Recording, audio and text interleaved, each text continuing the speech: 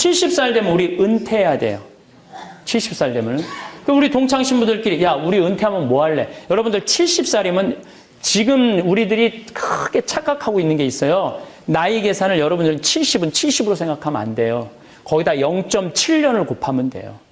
70살이면 77이 49. 49살이에요. 70살들은 49살이에요. 늙은 게 아니에요. 70살은 멀쩡한 거예요. 그러니까 오늘 다 계산 다시 해보세요. 네? 50살들은 7, 5, 35, 35살이야. 35살이에요. 그 우리 49살에 은퇴해갖고 우리 뭐 할 거냐. 야, 내가 그랬어. 야, 우리 은퇴하면은 신부 카페 하자. 야, 왜 사주 카페는 왜 신부 카페가 없냐. 사람들 마음 답답하면 사주 카페 가서 사주 보잖아요. 그럼 우리 신부 귀신의 애비로 산 지 40년이다. 그럼 웬만한 무당보다 낫다. 70 은퇴한 신부님들 이렇게 보면은 교우들 얼굴 보면 인생이 보여요. 딱 보면 남편이 바람 피고 있구나. 보인다니까요. 남편이 지금 노름하고 있구나. 눈에 보여. 얼굴이라는 게 뭐냐면 얼이 들어왔다 나갔다는 굴이야. 그래서 얼굴이에요. 얼굴. 이 얼굴에 7,000개 인생이 들어있다 그래. 7,000개. 딱 보면 알아. 저 사람이 행복하게 살구나. 불행하고 살구나. 얼굴에 써 있어요. 힘들게 살았구나. 귀하게 살았구나. 다 써 있게 돼 있어요. 그러니까 뭐 우리 은퇴해갖고 그 정도 뭐 할 거야. 밥 세끼 먹고 밥이나 축 내고 너무 아깝잖아. 그래갖고 이제 커피 잘 내릴 줄 아는 우리 시모니 신부 잘생겼거든. 너는 커피 저기 막 바리스타 해 거기서. 그 다음에 베네딕토 신부라고 나보다 한 7살 나이 많으신 얼굴이 못생겼어요. 형은 못생겼으니까 나오지 말고 식당에서 요리하고. 맨날 담배만 피는 우리 마티아 신부 너는 청소하고. 근데 나는 이제 이게 되니까 이제 앉아서. 우리 교우들도 상담하고 싶으면은 신부님 본당 신부 바쁘다고 상담도 못 하잖아요. 우리 은퇴하면 시간 많은데 교우들 속 시원하게 얘기도 들어주고 상담도 해주고 얼마나 좋아. 여러분들은 무슨 계획이 있으세요? 지금 60살 사시는 분들은 100살까지 삽니다. 분명히 100살까지 살아요. 50살 되신 분들은 110살까지 살아요. 40살 되신 분들은 120살까지 살게 돼 있어요. 제가 20년 전에 이제 100살 시대가 옵니다라고 얘기했을 때 많은 사람들이 신부님 내 별명 따라 뻥까지 마세요 그랬어요. 근데 여러분들 요즘 100세 안보장, 100세 연금보장 나와요 안 나와요? 나오죠? 100세 시대 된 거예요.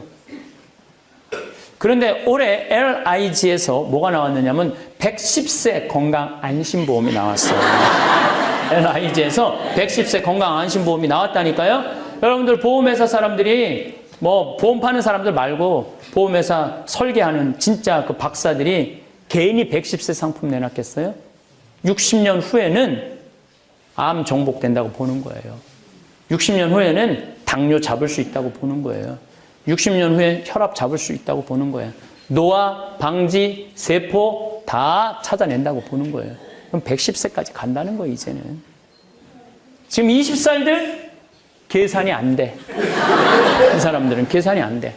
근데 이렇게 오래 살 줄 모르고 있는 돈 없는 돈 자식한테 다 줘버려. 우리나라가 사교육비가 미국보다 3배가 높아요. 사교육비가 미국보다 3배가 높은데 노인들 그 OECD 국가 중에 35개 OECD 국가가 있는데 그중에 노인 최저 가장 가난한 나라가 우리나라예요. 자식들한테 돈 다 줘버리고 자기는 늙어서 정작 늙은 시간이 짧으면 짧을수록 고통이 덜한데 죽어요 안 죽어요? 안 죽는 거예요. 60살에서부터 100살까지 40년 50년을 돈 없이 살라고 그러니까 너무 세는 게 나는 이 연금 문제도요. 지금 이게 보통 심각하면 20년 부모는 연금 나오잖아요. 옛날엔 문제가 없었어. 65세 뭐 60세에 나와갖고 70에 죽었으니까 연금 한 10년 주면은 오히려 남았어. 근데 20년 붓고 이제는 110살까지 산다고 생각을 해보세요. 20년 붓고 50년 받아먹으면 어떻게 되는 거예요? 이게 지금 이게 보통 문제가 아니에요. 그냥 문제가 아니고 이게 보통 심각한 문제가 아니에요. 이 설계가 지금 대한민국 사람 머릿속에 없어요. 지금 저 젊은 사람들 자식들한테 쏟아넣는 거 보면 그것도 쓸데없는 학원에다 쏟아넣는 거 보면요. 이게 여러분들 3년 전에 우리나라 100살 이상이 몇 명이냐면 1,800명이었어요. 여자 1,700명, 남자 100명. 3년 전에 100살이 1,800명. 올해 내가 통계청에 들어가갖고 자료를 뽑아보니까 100살 이상이 몇 명이냐면 14,000명이에요. 14,000명. 안 죽고 쭉 가는 거. 안 죽고 그대로. 90살 이상은 13만 4천 명. 80에서 90살까지 97만 명. 70에서 80살까지 270만 명. 그래서 65세 이상이 몇 명이냐면 649만 명, 650만 명. 초등학교들이 240만 명인데. 무슨 얘기냐면 초등학교 애 하나에 할머니 셋이에요. 요즘 길에 나가보면 애들은 안 보여요. 맨 할머니 할아버지만 돌아다니면 맨 할머니 할아버지만. 또 할머니 넣어서 유모찬 주워갖고 유모차를 끌고 온 동네를 다 돌아다니죠.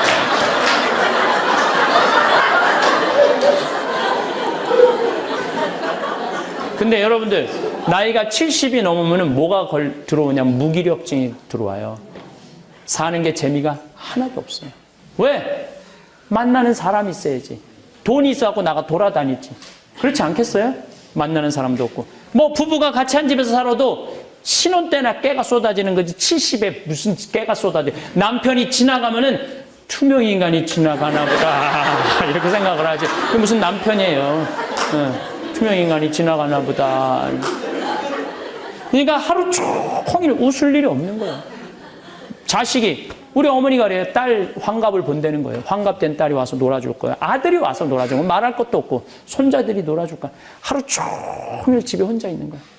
하루 종일 혼자 있으니까 하루 종일 한 번도 안 웃는 거예요. 하루 종일 안 웃어. 근데 누가 웃긴 얘기하면은 이게 웃긴 웃어야 되는데 어떻게 웃는지를 까먹는 거예요. 썩은 미소가 나오는 썩은 미소.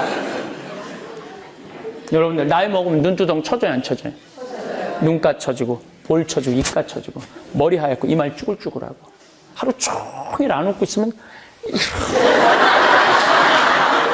소파에 앉아갖고 하루 종일 이러고 텔레비가 무슨 죄를 졌다고 KBS 한번 째려보고 MBC 한번 째려보고 SBS 한번 째려보고 하루 종일 째려보고 저녁에 며느리가 어머니 식사 때 방문 땅땅 두드려 문 열었는데 이 시어머니 또 전기세 안 낀다고 깜깜한 방에서 불은 꺼놓고 그냥 파란 텔레비 불빛에 째려보던 눈빛 그대로 며느리 째려보면서 밥 먹으라고 이러면요 며느리가 심장이 땅땅 떨어지는 거예요.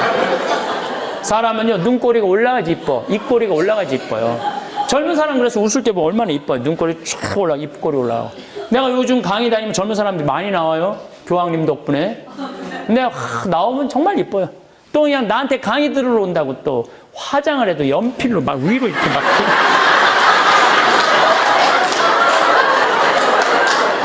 근데 할머니들은 아무리 그려도 이게 떨어져요.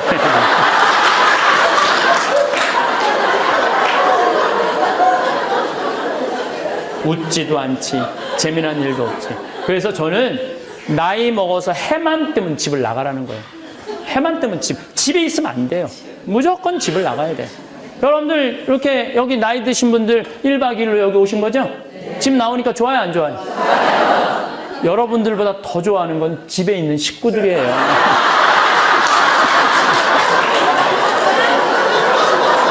그렇게 가끔씩 하루에 한 이틀 정도 사라져 주는 게 예의예요.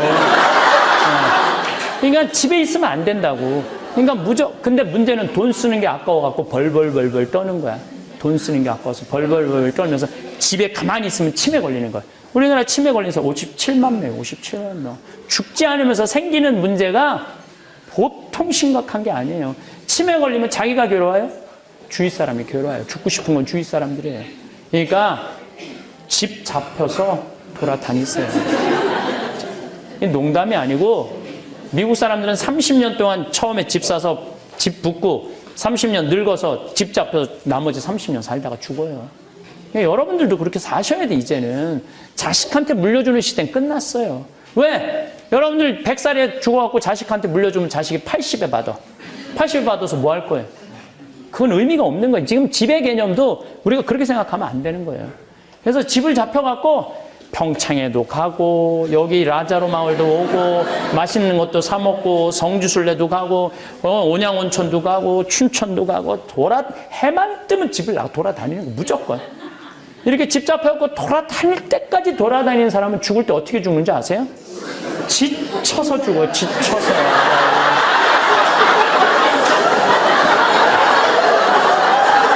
죽을 때 지쳐서 죽어야 돼. 그냥 한 90살에 도저히 힘들어서 더 이상 못 돌아다니겠다. 나 갈랜다. 그리고 죽어야 된다니까요.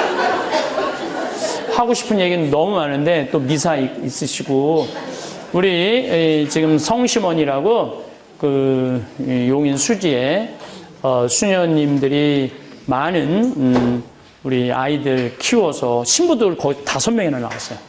성심원 그 고아원에서 이제 보육시설이라고 그러죠. 근데 그 수녀님이 딱 100살에 돌아가셨어. 100살에. 어제 돌아가셨어. 어제 그제. 그래서 그 수녀님 100살 우리가 미사 해드렸거든요. 우리 신부들이 모여갖고. 그랬더니 그 수녀님이 또 텔레비전에서 꼭 나만 나오는 걸 보신다고 그래갖고 내가 수녀님 100세 백수 그 미사 때 내가 강론을 했어요. 수녀님 꼭 안아드렸는데 그리고 한 2달 있고 이제 돌아가신 거예요. 그러니까 그 수녀님은 끝까지 정신을 놓지 않고 그리고 하시다가 아주 곱게 그때도 그 수녀님도 정말 이뻐. 정말 이쁘게 생겼어요. 근데 100살인데도 아주 예쁘고 곱게 그렇게 그러니까 100살까지 사는 건 문제가 없어요. 살 때까지 어떻게 살다가 건강하게 예쁘게 살다가 죽는 게 중요한 거예요. 그래서 여러분들 사는 날까지 즐겁게 살고 죽는 날 즐겁게 죽었으면 좋겠어. 요즘 암 환자들이 제 강의를 듣고 그런 얘기 참 많이 하는 분들이 많아요.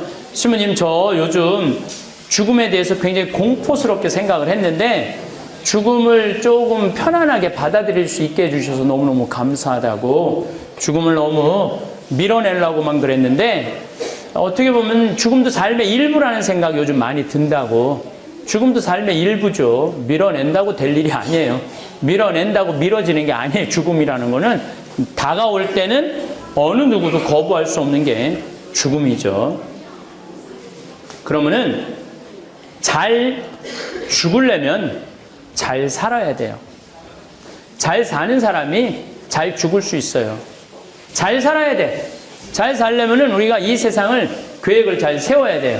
여러분들 100년 전에는 우리가 인생을 계획 세울 필요가 있었을까요?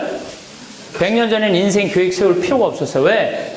100년 전 평균 나이가 46세예요. 근데 사실은 제가 늘 46세라고 얘기를 하지만 이거는 임금들이 46세에 살았어요. 모든 임금들 평균 나이가 46세였어요. 그리고 100년 전에는 50살 넘겨서 사는 비율이 20%도 안 됐어요. 50살 넘어서 사는 비율이 20%도 안 됐는데 지금은 50살 넘어 사는 비율이 96%예요. 안 죽어. 이제는 안 죽어. 옛날에는 20살에 결혼하고 시집장가 났다가 40살에 죽을 때 어떻게 했느냐면은 막내는 누구한테 맡기고 죽었느냐면 장남한테 맡기고 죽었어요. 쟤 좀 잘 키우라고. 그러니까 계획 세울 게 뭐가 있어요. 삶의 계획을. 지금은요 100살까지 안 죽기 때문에 삶의 계획이 있어야 돼요. 저는 신학생 때 세미나를 하는데 앞으로 주 5일제가 된다는 거예요. 주 5일제. 토요일날 일요일날 교우들 성당 안 나온다는 거예요. 30년 전에는 주 5일제가 뭐예요? 일요일날 특근했을 때였는데.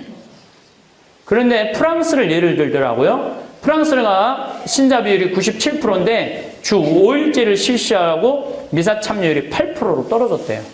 90%가 성당 안 나오는 거야. 다 놀러 가느냐고. 토요일날, 일요일날.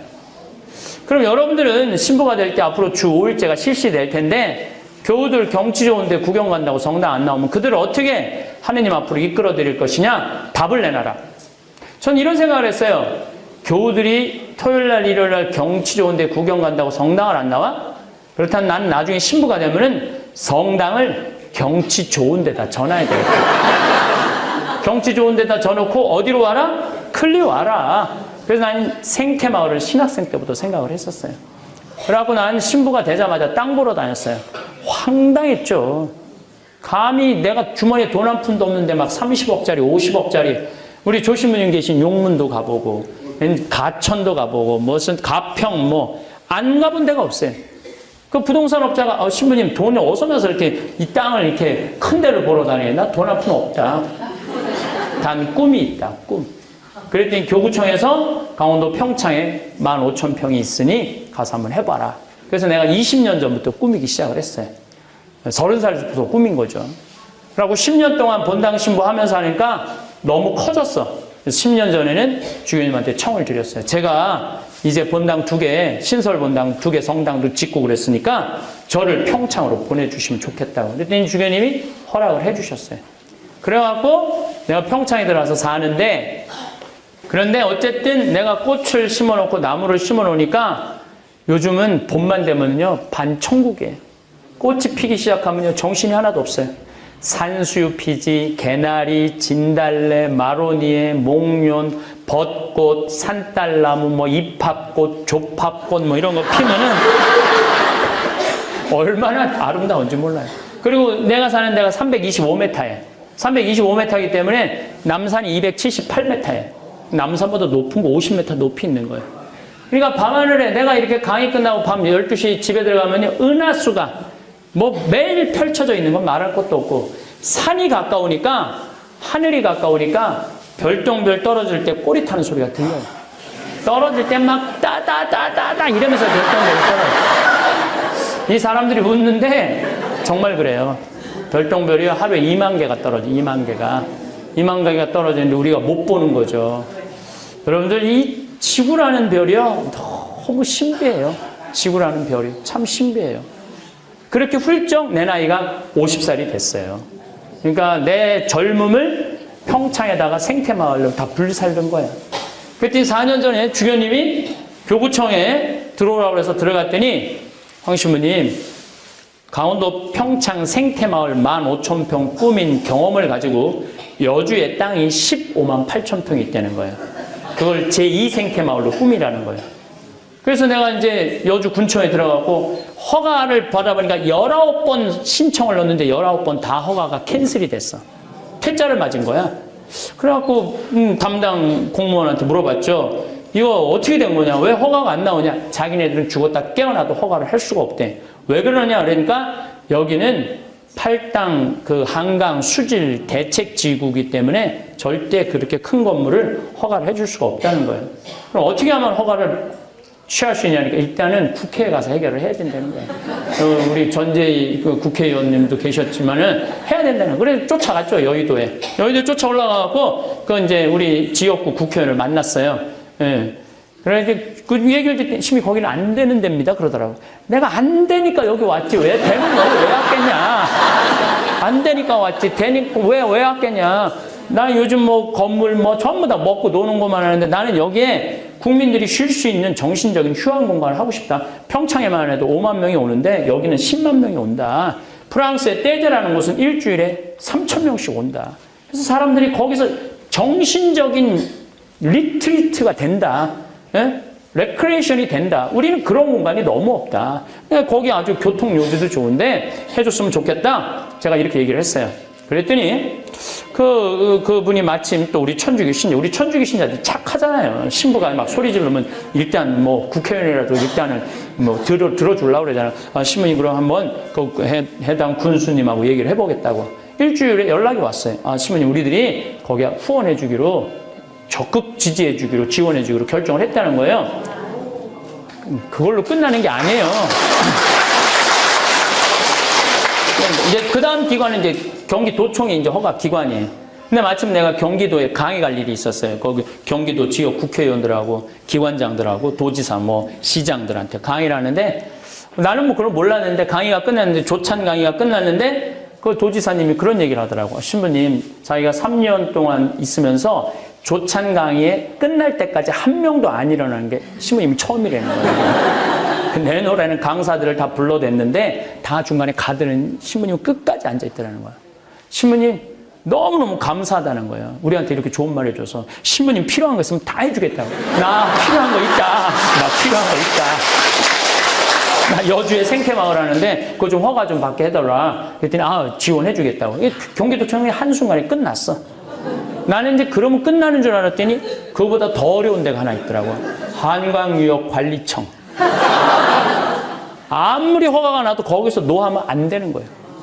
그래서 이제 찾아갔죠. 찾아갔더니 여자야 또 판시관이. 5급 공무원인가 그런데 여자야. 이 남자들은 이렇게 찌르고 저렇게 찌르면 그냥 서로 그냥 어떻게 되는데 여자는 또 청렴한 여자들은요 안 돼요 이게. 찌를 수가 없어. 그래갖고 신부님 거기는 안 되는 데입니다. 그래서 난 너무 하고 싶다 여기를. 다 설명을 했죠. 근데 이 판시간이 안 되는데 사실은 우리 엄마 아버지가 성당을 안 다니는데 신부님 강의만 본다는 거예요. 그래서 나도 몇 번 봤는데 신부님 생각이 참 좋은 것 같아갖고 내가 안 되는 데지만 긍정적인 의견을 내겠다고. 그래서 그게 제일 어려운 거거든요. 그래서 제가 끝났나 보다 했더니 진짜 어려운 게 하나 남아있더라. 주민들이 결사 반대하는 거예요. 주민들이. 그게 제일 어려운 거예요. 주민들 결사 반대. 예, 자기네들 그렇게 큰 거 들어오는 거, 뭐, 골프장 들어왔는데 막 물난리 나고 그래서 안 된다고. 그래서 이제 주민회관에서 만났어. 눈에 그냥 기운이 꽉 찼더라고. 결사 반대 기운이 꽉 찼더라고. 예, 그래서 얘기 좀 해보자. 그래서 얘기를 해라. 그래갖고 이제 얘기를 들었죠. 우리가 대화를 할 때는요, 내가 작년에 여기 와서 대화에 대한 얘기를 했는데, 대화를 할 때는 진지하게 들어야 돼요. 예, 정말로 제가 진지하게, 제가 이렇게 강의할 땐 말을 많이 하지만 평상시엔 전 말을 안 해요. 듣지. 그래서 잘 들었어요. 그러고 난 다음에 이제 신부님 얘기해보라고. 뭐 내가 먼저 얘기하면 그건 깨져요. 항상. 사람 참 뭘 몰라. 필요한 게 무엇이냐고. 먼저 얘기를 듣고 난 다음에 그 다음에 얘기를 해야지 이게 타협이 되지. 내가 이렇게 하겠다. 그럼 끝나는 거예요. 다 듣고 난 다음에 이제 내가 얘기를 했지. 내가 또 이게 얼마나 대단해요. 1시간 동안 얘기를 하고 나니까 주민들 눈빛이 설설설설 풀리더라고요. 네, 그러더니 그러면은 한번 해보라고 신부님. 그래갖고 주민들이 서명을 다 해줬어요. 네. 나는 그 텔레비전 보면서 싸우는 게 이해가 안 돼. 말로 하지 왜 싸워. 말로 하면 되는데 왜 싸워. 이해가 안 돼. 그래서 이제 서명을 다 해줬어요. 그래서 지난번에 여주시의 개발국장님이 와서 신부님 허가 모든 허가 끝났으니까 이제 열심히 한번 해보시라고. 그러니까 나는 이제 15만 8천 평 꾸밀려고 그러면 난 60살 때까지 일이 기다리고 있는 거예요. 이 사람이요, 미래를 꿈꾸는 사람이 행복한 거예요. 미래를 과거에 연연하는 사람은 불행할 수밖에 없어요. 그때 내가 이 인간을 만나지 말았어야 되는데 이런 거 다 불행한 거예요. 그때 삼성전자 3만 원 할 때 삼성전자 주식을 샀어야 되는데 내가 아주대학 환경공학과 대학원 다녔거든요. 근데 그 참 재미난 얘기가 거기 떠돌아요. 그 한 30년 전에 그 아주대학 앞에 벌판이었어. 그 아주대학 그 유신고등학교 앞에. 근데 그 공부 못하는 그 유신고등학교 선생님들이 공부 맨날 못하고 학비만 내는 애들한테 그랬대요. 야, 니네들 쓸데없이 학비 내지 말고 그때 거기 아주대학 앞에 한 평에 100원 했대요. 저 땅이나 사두라고, 땅이나. 이 돌대가리들아. 돈 버리지 말고, 시간 버리지 말고, 땅 사두라고 맨날 그랬대요. 그런데 그 졸업생들이 지금 하는 얘기가 지금 그게 한 평에 100원 아니면 3천만 원. 3천만 원을. 그때 이 돌대가리들이 지금 한다는 소리가 그때 담임 선생님 말을 들을 걸. 이거 다 소용없어요. 그때 사뒀어야 되는 거예요. 과거에 매달리는 사람은요, 불행할 수밖에 없어요. 미래를 꿈꾸는 사람이 행복한 거예요. 난 60살까지 일이 기다리고 있으니 얼마나 행복해요. 우리 생태마을은 정말 짱짱한데요. 올해도 매출액이 한 40억 정도 되니까 뭐 웬만한 본당보다 낫죠. 청국장 가루를 첨가마를 파는데 뭐 말할 것도 없지. 청국장 첨가마면요 20억 원어치, 20억 원어치. 그러니까 이 청국장이 보통 대단한 게 아니죠. 그 김장 뭐 또 엄청 팔지. 된장, 간장, 고추장, 뭐 피정 많이 오지. 뭐 우리는 너무너무 좋은데. 근데 작년에 제가 아프리카 잠비아를 갔다 왔어요. 잠비아를 갔는데 무프리나라는 지역을 갔는데 인구가 15,000명인데 에이즈 환자가 1,600명이야. 15, 16살 걸린 애들이 다 에이즈에. 젊은 애들이 다 에이즈에 걸려 있는 거야. 그 더 이상은 살지도 못하고. 에이즈가 걸려갖고 그냥 병원에 오는데 우리나라 수녀님들이 가서 하는데 얘네들 약도 먹이고 내가 우리 의사 선생님들 모셔갖고 이도 좀 빼주고 또 에이즈 걸린 엄마들이 죽으니까 고아 애들이 많은 거야. 보육시설에 애들이 에이즈가 걸려서 나오는 거야. 얘네들이 5kg가 넘어야지 약을 먹는데 5kg가 안 되는 애들이 너무 많은 거야. 그 분유를 먹이면 일주일만 먹이면 5kg가 금방 돼요. 3kg짜리가. 신기하게. 그래서 이제 거기 분유도 갖다 주고 또 학교를 못 다니는 애들이 한 700명 돼요. 수녀님들이 얘네들을 모아서 학교를 운영하는데 돈이 없으니까 책값 12명이 책 한 권을 가지고 공부를 하는 거예요. 여러분들 공부가 돼요? 12명이 앉아서 책 한 권? 그러니까 3부제 수업을 하는 거야. 4명이 앉아서 하나 보려고. 그래서 책 다 사갖고 둘이 하나 볼 수 있도록 해주고. 그렇게 다 해줬는데 이제 이 자카란다는 농장을 갔는데 농장이 80만 평이야. 근데 수녀님이 2만 평밖에 못 꾸미는 거예요. 80만 평, 2만 평밖에. 그래서 수녀님한테 내가 수녀님 이거 80만 평 다 하면은 학교, 병원, 보육시설 운영 잘할 텐데 왜 2만 평밖에 못 꾸미느냐? 그랬더니 수녀님이 한다는 소리가 시면 우린 포크레인도 없고 트랙터도 없고 경운기도 없어요. 여러분들 맨손으로 농사 지면은요 한 사람이 1000평 이상 못 져요. 서울 사람들이 괜히 뭐 4,000평 땅 사. 우리 생태학교에 내가 학생들 운영할 때 왜 학교에 입학했냐? 땅이 4,000평인데 농사 지려고 왔대. 그래서 이제 한 달 이제 3월달 씨 내고 거름 주면은 한 달 후에 내가 물어봐요. 얼마 정도 할 수 있느냐고 한 달 해보니까 한 1,000평 정도 할 수 있을 것 같아. 3,000평이 날라가 버려. 한 달 일을 해보고 여름 지나고 6월달에 내가 물어봐요. 얼마 정도 할 수 있느냐니까 한 10평 정도 할 수 있다. 사람이 농사 짓는 게 굉장히 힘들거든요. 포크레인 트랙터 경운기 없으니까 2만 평밖에 못 하는 거야. 얼마면 되겠냐? 그러니까 2억이면 되겠대. 걱정하지 말아라. 내가 2억 한국에 가서 만들어서 보내주겠다. 내가 또 뻥이 또 엄청 세요. 내가 신학교 다닐 때 별명이 황뻥이었어. 황뻥. 근데 한국에 돌아와갖고 내가 강의 때 몇 번 얘기했어요. 여러분들 어려운 이웃 도와주는 거 내가 10,000원, 20,000원 도와주는 거 갖고 어려운 이웃 도와줬다고 말하지 말아라. 적어도 내 재산이 5억이라면 5천은 도와야 된다. 내 재산의 10분의 1은 내 거 아니다. 그건 하느님 건데 하느님이 못 받아먹고 가난한 이웃이 받아먹는 거다. 근데 나는 5천만 원 필요 없다. 그저 1,000만 원씩 20명만 나를 도와주면은 내가 정말 아프리카에서 멋있는 일을 할 수 있을 것 같다. 이렇게 얘기를 했더니 절에 다니는 분들, 교회, 이건 정말 거짓말이 아니야. 절에 다니는 분, 교회 다니는 분들이 제일 먼저 돈을 보내준 거예요. 그 다음에 이제 성당 다니는 분들이 돈을 보내고, 성당 다니는. 3개월 만에 2억이 들어왔어요. 3개월 만에. 난 너무 놀랐어요. 우리나라 사람들이 이렇게 손이 큰지 너무 놀랐어요. 3개월 만에 2억이 들어왔어요. 근데 내가 2억 들어온지 모르고 계속 전화를 하는 거야. 돈 보내주겠다고. 그래서 내가 전화 받아갖고 이제 2억이 들어왔으니까 그만 보내셔도 된다고 이렇게 말을 할 수가 있어야지 돈을 보내준다는데. 계속 받았지. 계속 받았더니 어제 이제 전주에 갔는데도 누가 1,000만 원을 또 줬어. 그러니까 어제까지 해서 7억이 딱 들어왔어. 7억 어제까지 해서. 저는 그 7억을 받아보니까 아 인간이 이래서 간사하구나. 생각이 바뀌더라고요. 그래서 난 복지시설 운영하는 사람들 그 돈 떼어먹는 사람들이 이해가 되더라니까요. 이래서 떼어먹는구나 얘네들이. 그래서 어쨌든 포크레인 트랙터 경운기 사주기로 했으니 나갔어요. 근데 나는 공투를 사주려고 나갔어요. 그리고 내가 제일 잘하는 포크레인이 공투예요. 저는 포크레인 잘하거든요. 근데 큰 건 내가 가서 하려고 마음을 먹었었으니까. 근데 수현님 말을 바꾸는 거 공투 갖고는 안 된다는 거예요.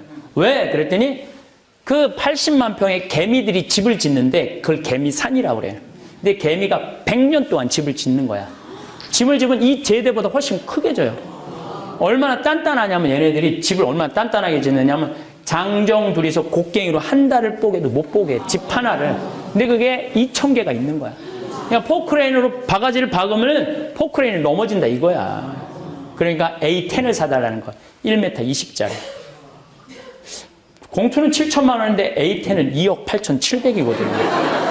돈 좀 떼어먹으려고 그랬더니 떼어먹을 돈이 없어지네. 그래도 어떻게 해요? A10을 샀어요. 트랙터 6,000만 원짜리. 예. 큰 바퀴. 우리 생태마을은 4,000만 원짜리인데 아프리카는 6,000만 원짜리 샀어요. 그 다음에 이제 경운기 2대 사서 작년 11월 달에 인천에 가서 택배로 붙였어요. 요즘 참 세월 좋아요. 포크레인도 택배로 붙이면 가요. 근데 문제는 택배비가 4,700만 원이야. 택배비가. 다 붙였어요. 근데 여러분들 포크레인하고 트랙터만 가면 걔네들이 일해요? 기술자 따라가야죠. 기술자 둘도 포크레인 붙일 때 택배로 같이 붙였어요. 가서 일하고 와라고. 근데 기술자 둘 한 달 월급 800만 원이거든요. 1년 쓰니까 1억이 또 날아간 거예요. 점점 떼어먹을 돈이 줄어드네. 그런데 뭐 포크레인하고 트랙터만 가면 돼요. 기름값도 대줘야지. 기름값도 1억 날라갔죠. 땅 정지하는데. 그래봤자 8분의 1 정지한 거 10만 평. 겨우 한 개 1년 8억 들여서 한 개 10만 평 정지한 거예요. 근데 수녀님이 사진을 찍을 수가 없다는 거. 10만 평이 너무 넓어갖고 한 컷에 안 들어온다는 거예요. 그래갖고 여러 칸 나눠서 찍어 보냈더라고, 나한테. 어쨌거나 하여튼 내가 이렇게 도와주니까 수녀님이 용기를 또 한번 내더라고.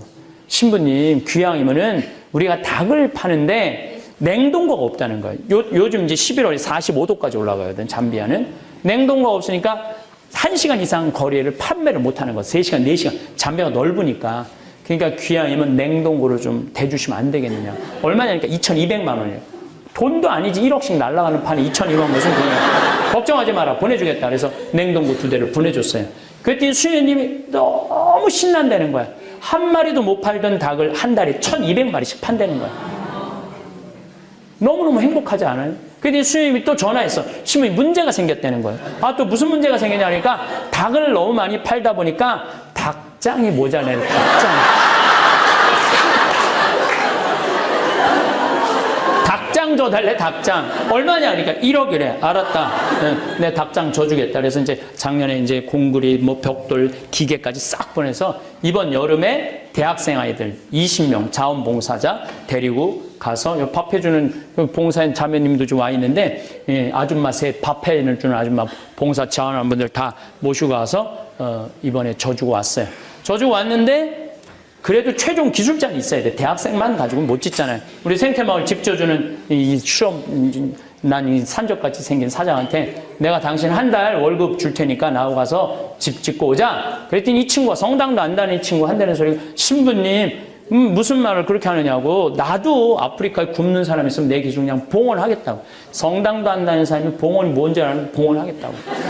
그러니까 마태복음 7장 21절에 나더러 주님 주님 한다고 다 하늘나라 가는 게 아니다. 내 말을 실천하는 사람이라야 하늘나라 간다는. 근데 그 김 사장 말이 보고 내가 그런 생각이 들어요. 이면을 져주고 왔어요. 그랬더니 이 수녀님이 신부님 도대체 우리한테 왜 이러느냐고. 나 그 수녀님도 본 적이 없거든요. 근데 작년에 가서 봐서 내가 너무 놀랐어요. 왜? 수녀님 10명이 16년 동안 아프리카에서 그들을 위해서 일을 하고 있었던 거예요. 16년 동안. 그러니까 이게 수녀님 10명이 일하는 게 아니라 예수님 10명이 일을 하고 있는 거예요. 근데 수녀님 한 분은 38살 먹은 나탈리아라는 수녀는 가자마자 말라리아에 걸려서 죽은 거야. 그러고 또 한국에도 모시고 오지 못하고 아프리카 묻어놨더라고. 내가 묘에 참배를 갔는데 사진이 있는데 참 예쁘게 생겼더라고요. 참 아깝더라고. 38인데. 신부님 도대체 우리한테 왜 이러느냐고. 내가 이 수녀님들을 도와주지 않으면 나중에 정말로 진짜 예수님한테 혼나겠다는 생각이 내가 들더라고요. 신부인 내가. 그래서 수녀님 무슨 말을 이렇게 섭섭하게 하느냐고. 같은 업종에서 일을 하면서 무슨 말을 이렇게 섭섭하게 하느냐고. 수녀님도 하느님이라고 나도 하느님 일하는데 내가 수녀님 도와주는 거 당연하다고. 걱정하지 말라고. 그랬더니 수녀님 또 전화를 한 거야. 신부님 추장이 만나잔다는 거예요. 추장이 왜 만나자니까 그 추장이 땅이 6억 평이 있대. 6억 평. 수님 좋은 일 한다고 땅을 500헥타르를 준다는 거. 150만 평. 수님 어떻게 할까요? 수님 그 일단 받아주라고. 그랬더니 그 창설자 수녀님이 날 찾아왔어요. 독일 수녀님인데 신부님 귀향 시작을 했으니 마감까지 해달라고. 근데 해주겠다고 그랬어요. 그러니까 그 80만 평 완성하려면 나는 70살까지 일 기다리는 거예요. 나는 지금 1년에 2번 아프리카를 가요. 잠비아를 가서 지금 농장을 꾸며줘. 이번 11월 달에 이제 처음으로 10만 평에다가 옥수수를 파종을 이제 처음으로 하는 거예요. 농장 꼴이 나오는 거죠. 너무 그 생각만 하면 기분이 좋아요. 오죽하면 꿈을 다 꿨겠어요. 벌써 자랐어, 보리가. 아직 뿌리지도 않았는데 꿈에 벌써 자랐어.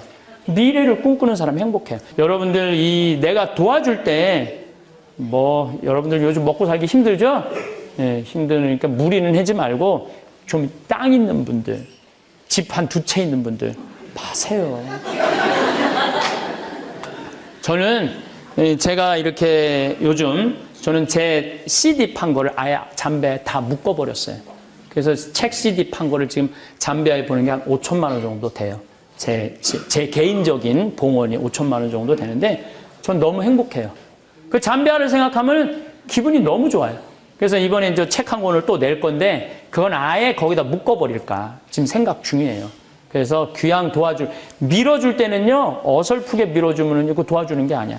그래서 지금까지 거기 들어간 돈이 한 8억 되는데 30억까지는 거기다 쏟아 넣어야지 농장 꼴이 갖춰질 것 같아요. 근데 전 기뻐요. 죽을 때 내가 그 잠비아 생각하면서 웃으면서 죽을 수 있을 것 같아갖고. 이제 몇 년만 더 하면 돼. 여기 있는 분들 한 47분이니까 조금 있으면 다 죽어요. 이번 정도.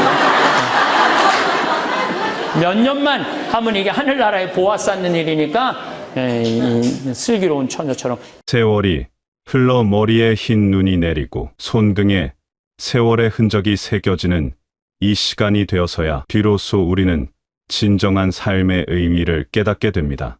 젊은 날에는 보이지 않았던 것들이 이제는 선명하게 보이고 들리지 않았던 소리들이 이제는 귀에 또렷하게 들려옵니다. 마치 안개가 걷힌 후 펼쳐지는 아름다운 풍경처럼 오랜 세월을 살아오며 쌓인 경험과 때다름이 우리 앞에 펼쳐지는 것입니다. 돌이켜보면 젊은 시절의 우리는 참 바빴습니다. 무언가를 이루어야 한다는 조급함에 쫓겨 앞만 보고 달려왔습니다. 더 높은 곳으로, 더 빠르게, 더 많이 가져야 한다는 생각에 사로잡혀 정작 발밑의 꽃들을 보지 못했습니다. 아침 햇살이 창문으로 스며드는 순간의 아름다움도, 가족이 함께 둘러앉아 나누는 저녁 식사의 따뜻함도, 친구와 나누는 진솔한 대화의 소중함도 그때는 당연한 것으로 여겼습니다. 하지만 이제는 다릅니다. 긴 인생의 여정을 걸어오면서 우리는 진짜 소중한 것이 무엇인지를 알게 되었습니다. 그것은 화려한 성공이나 남들이 부러워하는 지위가 아니었습니다. 오히려 평범해 보이는 일상 속에서 찾을 수 있는 작은 행복들이었습니다. 손자의 제잘거리는 목소리, 오랜 친구와 나누는 한 잔의 여유, 건강한 몸으로 맞이하는 새로운 아침의 고마움이었습니다. 이런 깨달음이 오는 것은 우연이 아닙니다. 수많은 희로애락을 겪으며 우리의 마음이 단련되었기 때문입니다. 기쁨의 순간들을 통해서는 감사하는 마음을, 슬픔의 시간들을 통해서는 위로하는 마음을, 분노의 경험들을 통해서는 용서하는 마음을, 두려움의 순간들을 통해서는 용기를 내는 마음을 배웠습니다. 젊은 시절에는 이해할 수 없었던 부모님의 말씀들이 이제는 가슴 깊이 와 닿는 것도 바로 이런 경험들이 쌓였기 때문입니다. 특히 어려운 시기를 견뎌낸 경험은 우리에게 특별한 힘을 주었습니다. 병으로 고생했던 시간, 사랑하는 사람을 떠나보내야 했던 아픔, 경제적으로 어려웠던 날들, 자녀들 때문에 걱정이 많았던 순간들, 그때는 견디기 힘들었지만 지나고 보니 그 모든 경험들이 우리를 더욱 깊이 있는 사람으로 만들어 주었습니다. 아픔을 겪어본 사람만이 다른 사람의 아픔을 진정으로 이해할 수 있고, 어려움을 극복해본 사람만이 절망에 빠진 이에게 진심 어린 위로를 건넬 수 있습니다. 그래서 지금 이 시기는 인생에서 가장 지혜로운 때라고 할 수 있습니다. 세상을 바라보는 눈이 맑아졌고 사람을 대하는 마음이 넓어졌습니다. 작은 일에 크게 화내지도 않고 남과 비교하며 괴로워하지도 않습니다. 대신 지금 가진 것들에 감사하며 주변 사람들과 따뜻한 관계를 맺으며 살아갑니다. 이런 마음의 평화는 젊은 시절 아무리 노력해도 얻을 수 없었던 소중한 선물입니다. 더 나아가 이제는 다른 사람들에게 도움이 되고 싶은 마음도 생겼습니다.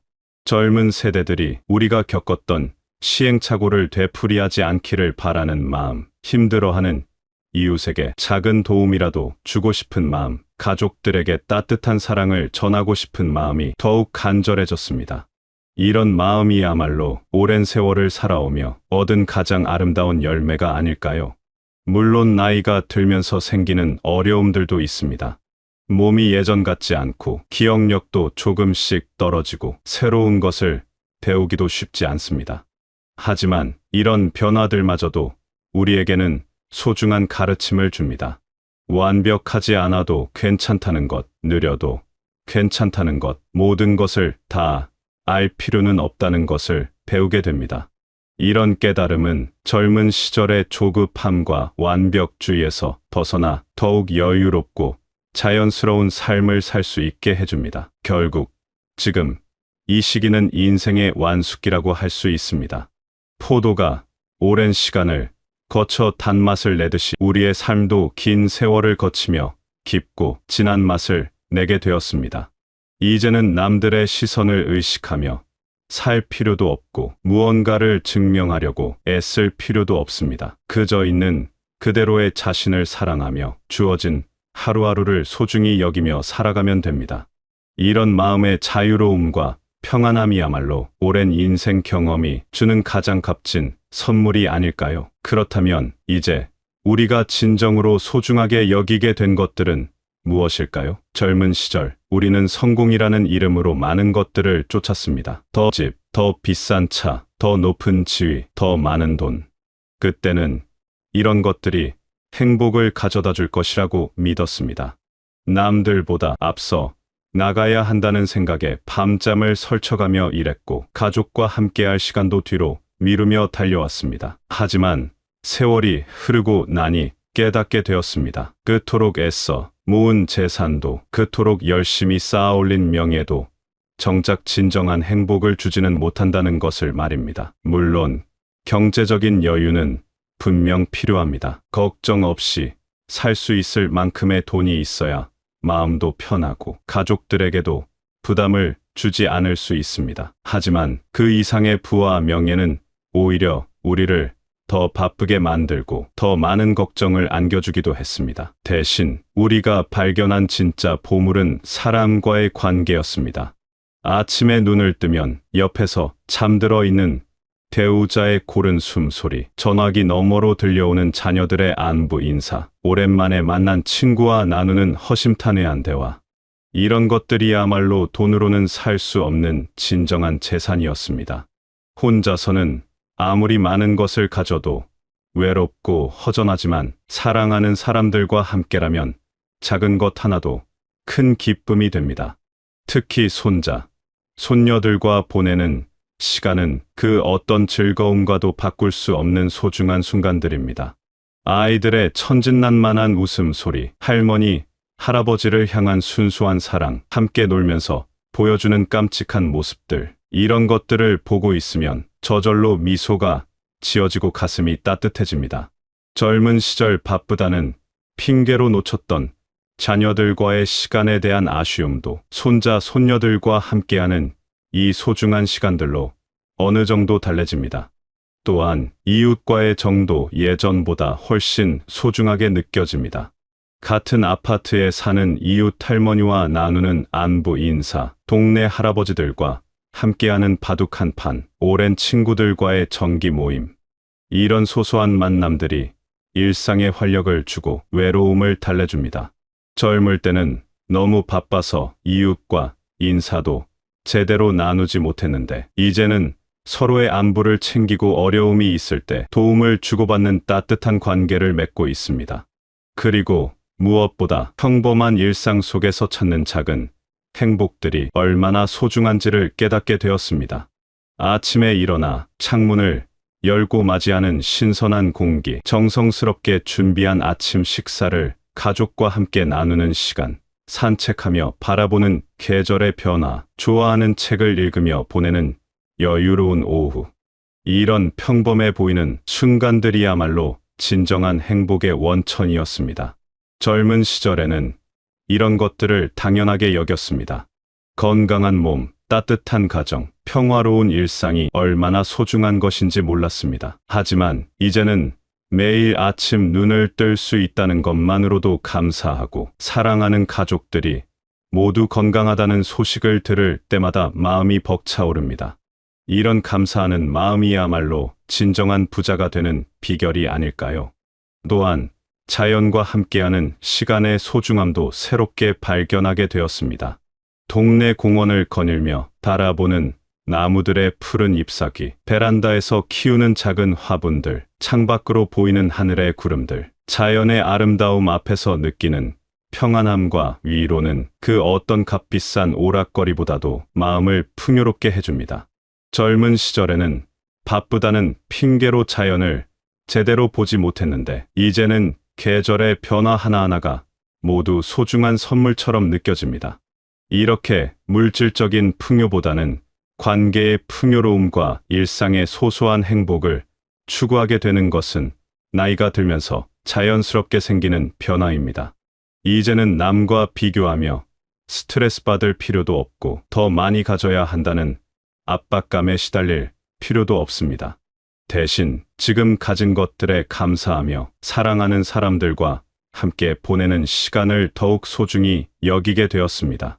이런 마음의 변화야말로 진정한 성숙함의 표현이고 인생의 후반부가 주는 가장 아름다운 선물이라고 할 수 있습니다.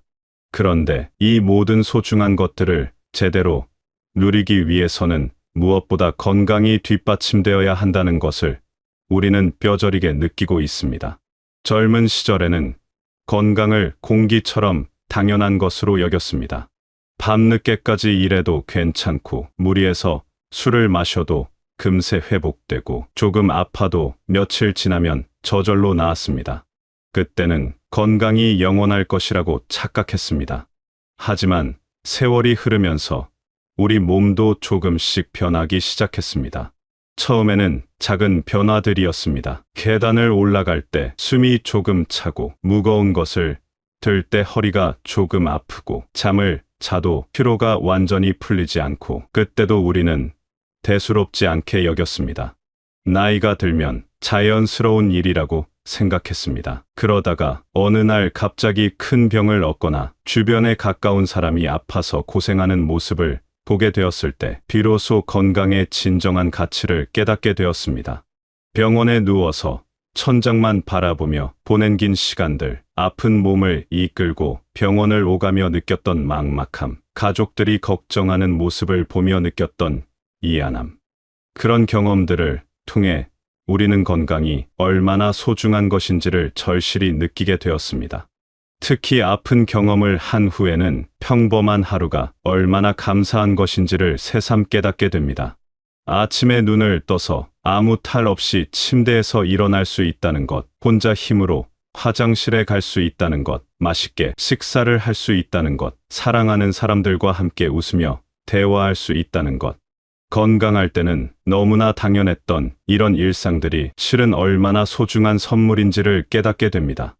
그래서 이제는 건강을 지키기 위해 더욱 신경을 쓰게 됩니다. 규칙적인 운동을 하고 몸에 좋은 음식을 챙겨 먹고 충분한 잠을 자려고 노력합니다.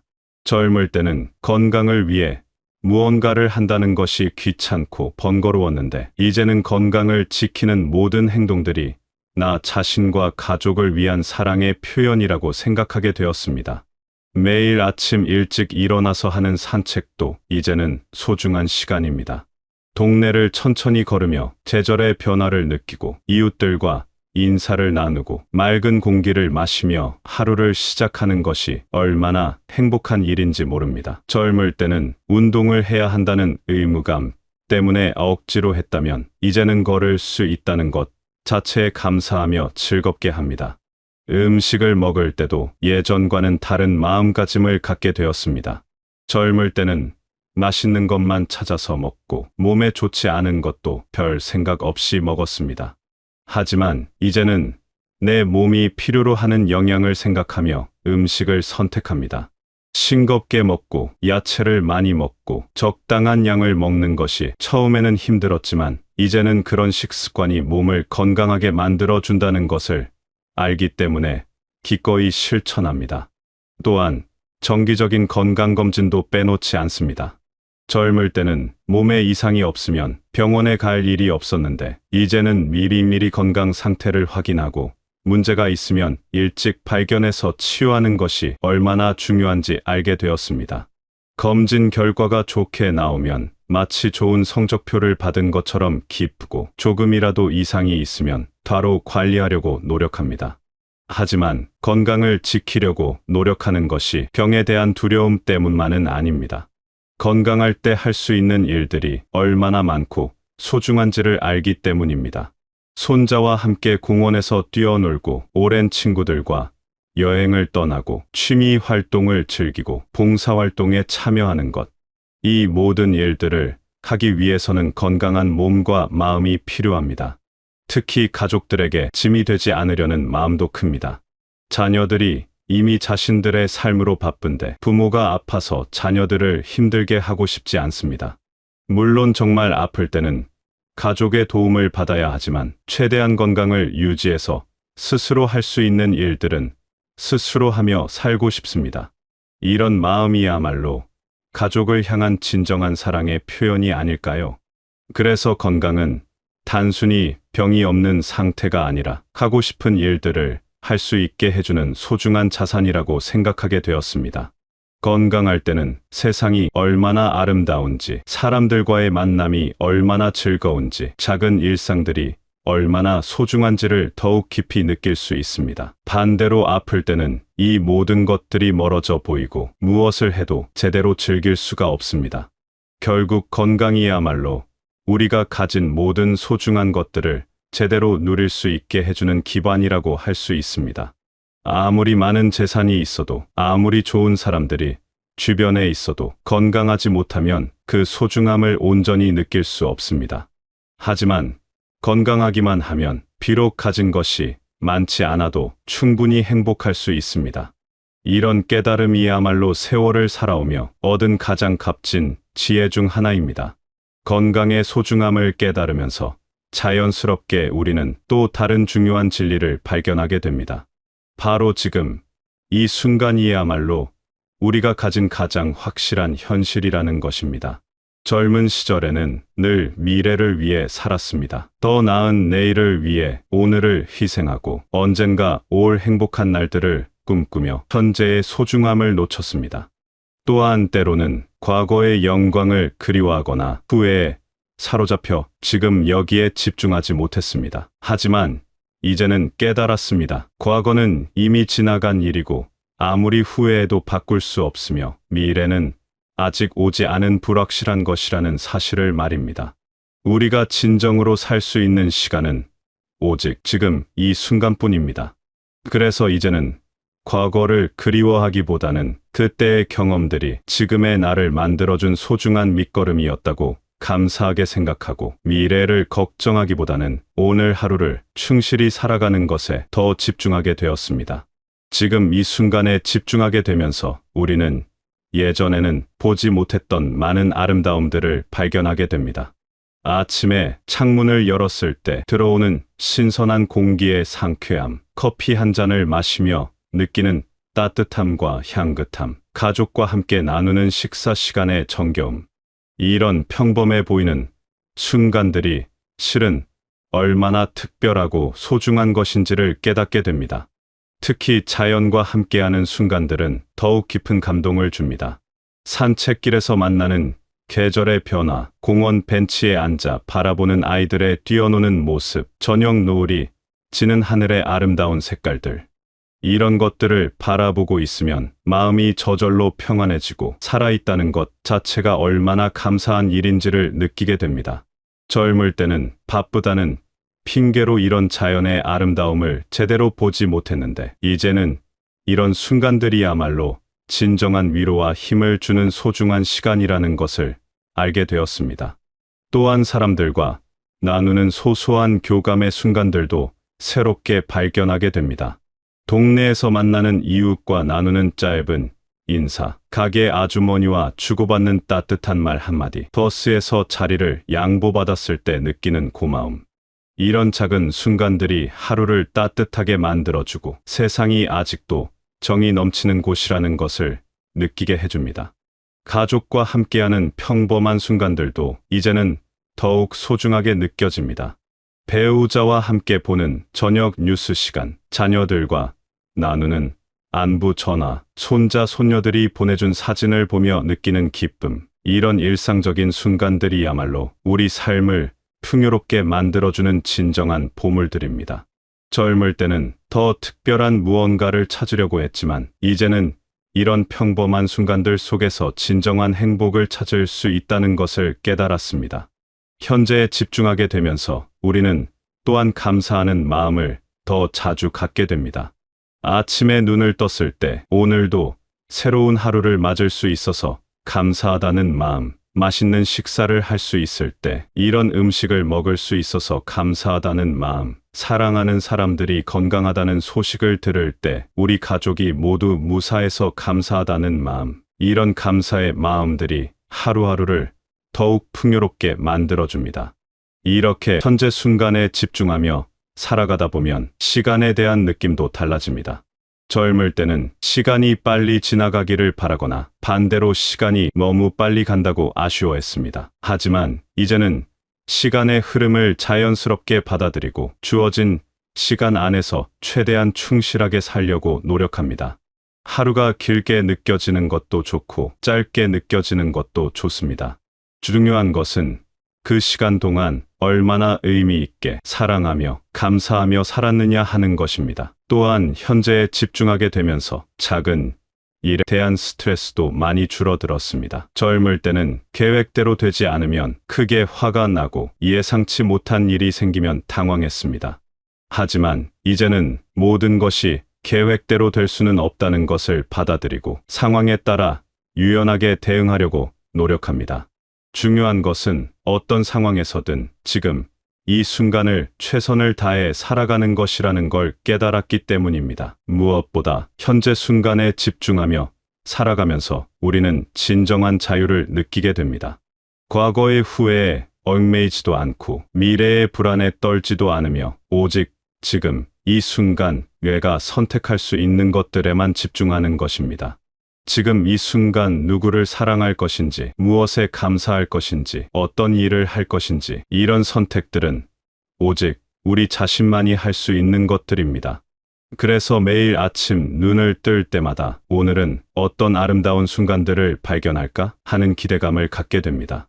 오늘 만날 사람들과는 어떤 따뜻한 교감을 나눌까? 오늘은 어떤 자연의 아름다움을 발견할까? 오늘은 어떤 작은 행복을 느낄까? 이런 기대감이야말로 하루를 시작하는 가장 좋은 에너지가 됩니다. 결국 지금 이 순간을 소중히 여기며 사는 것이야말로 진정한 삶의 예술이 아닐까요? 이제 우리는 인생이라는 긴 여행을 통해 얻은 가장 소중한 보물들을 손에 쥐고 있습니다. 그것은 바로 경험을 통해 얻은 깊은 지혜, 진정으로 소중한 것들을 알아보는 눈, 건강의 참된 가치에 대한 깨달음, 그리고 현재 순간을 온전히 누리는 능력입니다. 이 모든 것들이 어우러져 우리의 삶을 진정으로 풍요롭게 만들어 주고 있습니다. 풍요로움이라는 말을 들으면 젊은 시절에는 물질적인 풍요만을 떠올렸습니다. 큰, 좋은 차, 많은 돈, 이런 것들이 많을수록 더 풍요로운 삶이라고 생각했습니다. 하지만 이제는 진정한 풍요로움이 무엇인지를 알게 되었습니다. 그것은 마음의 풍요로움, 관계의 풍요로움, 경험의 풍요로움입니다. 마음의 풍요로움이란 어떤 상황에서도 감사할 줄 아는 마음, 작은 것에서도 기쁨을 찾을 줄 아는 마음, 다른 사람을 이해하고 용서할 줄 아는 마음을 말합니다. 이런 마음을 가지고 있으면 비록 가진 것이 많지 않아도 충분히 행복할 수 있습니다. 반대로 아무리 많은 것을 가져도 마음이 메말라 있다면 진정한 만족을 느낄 수 없습니다. 관계의 풍요로움은 우리 주변에 있는 소중한 사람들과의 깊고 따뜻한 유대감을 의미합니다. 가족과의 사랑, 친구들과의 우정, 이웃과의 정, 그리고 새롭게 만나는 사람들과의 인연까지, 이런 관계들이 우리 삶을 얼마나 풍성하게 만들어주는지 이제는 확실히 알고 있습니다. 혼자서는 느낄 수 없는 기쁨과 위로를 이런 관계들을 통해 경험할 수 있기 때문입니다. 경험의 풍요로움은 지금까지 살아오면서 겪은 모든 일들이 우리에게 준 값진 교훈들을 말합니다. 기쁜 일들은 감사하는 마음을 키워주었고, 슬픈 일들은 다른 사람의 아픔을 이해하는 능력을 길러주었습니다. 성공의 경험은 자신감을 주었고, 실패의 경험은 겸손함을 가르쳐 주었습니다. 이 모든 경험들이 모여서 지금의 성숙한 우리를 만들어준 것입니다. 이런 풍요로움을 바탕으로 이제 우리는 다른 사람들에게도 무언가를 나누어 줄 수 있게 되었습니다. 젊은 세대들에게는 우리가 겪어온 경험들을 바탕으로 한 조언과 격려를, 같은 세대의 친구들에게는 서로의 어려움을 이해하고 위로하는 마음을, 가족들에게는 변함없는 사랑과 따뜻한 관심을 나누어 줄 수 있습니다. 특히 어려움을 겪고 있는 사람들을 도울 때 우리가 느끼는 보람은 말로 표현할 수 없을 만큼 큽니다. 우리의 작은 도움이 누군가에게는 큰 힘이 되고 우리의 따뜻한 말 한마디가 누군가의 하루를 밝게 만들어 준다는 것을 알 때 비로소 우리는 진정한 삶의 의미를 찾게 됩니다. 받기만 하던 시절을 지나 이제는 줄 수 있는 사람이 되었다는 것, 이것이야말로 인생의 가장 아름다운 성취가 아닐까요? 또한 이제 우리는 삶의 완전함을 추구하지 않게 되었습니다. 젊을 때는 모든 것이 완벽해야 한다고 생각했습니다. 완벽한 가정, 완벽한 직업, 완벽한 건강. 하지만 세월을 살아오면서 완벽한 것은 이 세상에 존재하지 않는다는 것을 깨달았습니다. 대신 불완전함 속에서도 아름다움을 찾을 수 있다는 것, 부족함이 있어도 감사할 수 있다는 것을 배웠습니다. 이런 깨달음은 우리를 더욱 자유롭게 만들어줍니다. 남들의 시선을 의식하며 살 필요도 없고 무언가를 증명하려고 애쓸 필요도 없습니다. 그저 있는 그대로의 자신을 받아들이고 주어진 상황에서 최선을 다하며 매일매일을 의미 있게 살아가면 됩니다.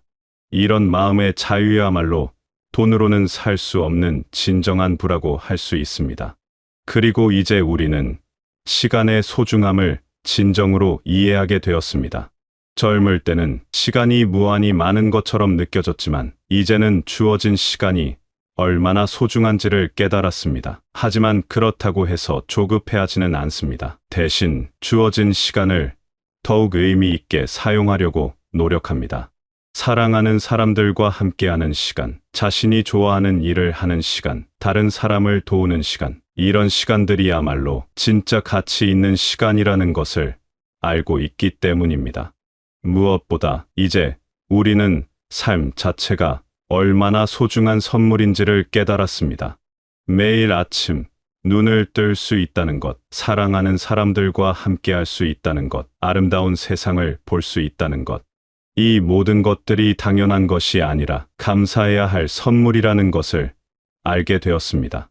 그러니 혹시 지금 이 글을 읽고 계신 분 중에서 몸이 예전 같지 않다고 걱정하시거나 세상이 너무 빨리 변해서 따라가기 힘들다고 느끼시거나 외로움을 느끼시는 분이 계시다면 부디 이것만은 기억해 주시기 바랍니다. 당신이 지금까지 살아오신 모든 시간들이 헛되지 않았다는 것을, 당신이 겪어온 모든 경험들이 소중한 보물이라는 것을, 그리고 당신이 지금 이 순간에도 누군가에게는 소중하고 고마운 존재라는 것을 말입니다. 당신의 따뜻한 미소 하나, 친절한 말 한마디, 깊은 이해의 눈빛 하나가 이 세상을 더 아름답게 만들고 있습니다.